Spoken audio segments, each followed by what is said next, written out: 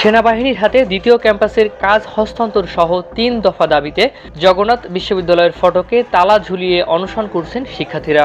অনেক সাধনা করে আমাদের এই হলটা পাওয়া। একটাই হল, একটা হলের ভিতরে আমরা এতগুলা মেয়ে অনেক অ্যাডজাস্ট করে থাকতে হয়। তার উপর যেসব সুবিধা অন্যান্য ইউনিভার্সিটির হলগুলোতে থাকে সেগুলোর কিছুই নেই আমাদের ধরতে গেলে।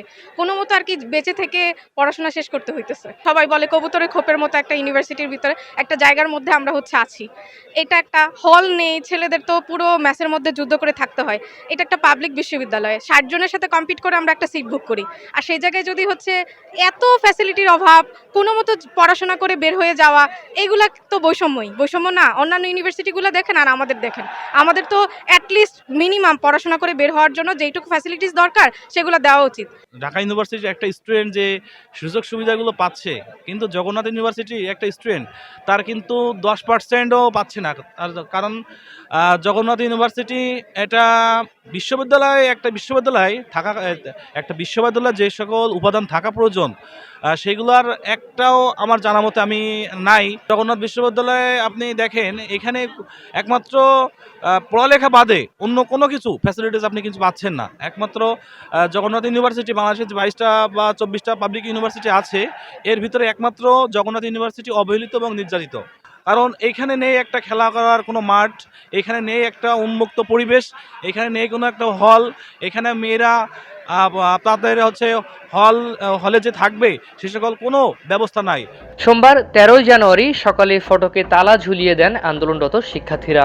এর আগে রবিবার সকাল 8:30টা থেকে আমরণ অনশন শুরু করেন শিক্ষার্থীরা। অনশনের কারণে রাতে অন্তত 15 জন শিক্ষার্থী অসুস্থ হয়ে পড়েন। আমাদের এখানে অনেকদিন ধরেই আন্দোলন চলছে আবাসিক সমস্যা সমাধানের জন্য, এবং আমাদের ইউনিভার্সিটিতে আমাদের যে জুনিয়র ভাইরা ছিল, ছোট ভাইরা, তারা কিন্তু সবাই এই ন্যায্য আন্দোলনের সাথে একমত। আমাদের অলরেডি ছাত্র দলের আমাদের ছোট ভাই প্রায় 8 জন অলরেডি আমাদের হসপিটালে কিন্তু ভর্তি আছে, হ্যাঁ। এবং আমরা চাই অনতিবিলম্বে এই সাধারণ ছাত্রদের যে ন্যায্য দাবি, সেই দাবি যেন আমাদের কর্তৃপক্ষ খুবই দ্রুত সমাধানের চেষ্টা করে।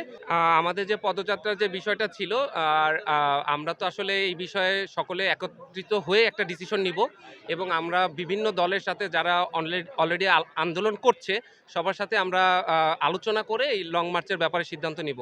এবং আমরা যারা জগন্নাথ বিশ্ববিদ্যালয়ের পদবঞ্চিত আছি তারা সবসময় কিন্তু সাধারণ ছাত্রদের সাথে একাত্মতা প্রকাশ করেছে এবং থাকবো, এবং ফিউচারেও আমরা এই আন্দোলন চালিয়ে যাব। ক্যাম্পাস সেনাবাহিনীকে হস্তান্তর করা, শিক্ষার্থীদের অস্থায়ী আবাসনের ব্যবস্থা করা, অস্থায়ী আবাসনের ব্যবস্থা না হওয়া পর্যন্ত অন্তত 70% আবাসন ভাতা দেওয়ার দাবি জানান শিক্ষার্থীরা। আমাদের যেটা পদযাত্রার ঘোষণা আছে সেটা হবে ঠিক সময়ে, আমরা প্রস্তুতি নিচ্ছি।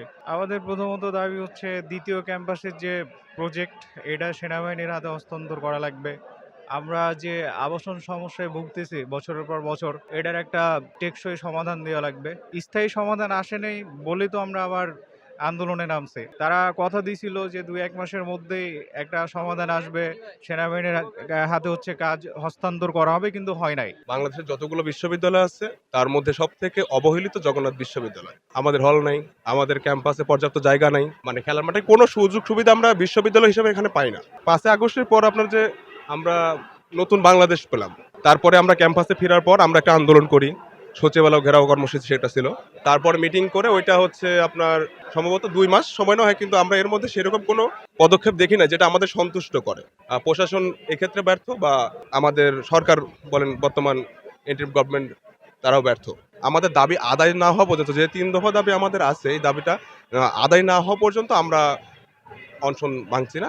অনশন থাকবেই, আমরা যতক্ষণ আমাদের মৃত্যু না হচ্ছে। দাবি মেনে না নেওয়ায় শিক্ষার্থীরা সচিবালয় অভিমুখে পদযাত্রা করে। এ সময় পুলিশের বাধার মুখে ব্যারিকেড ভেঙে সচিবালয় এলাকা দখলে নেয় শিক্ষার্থীরা।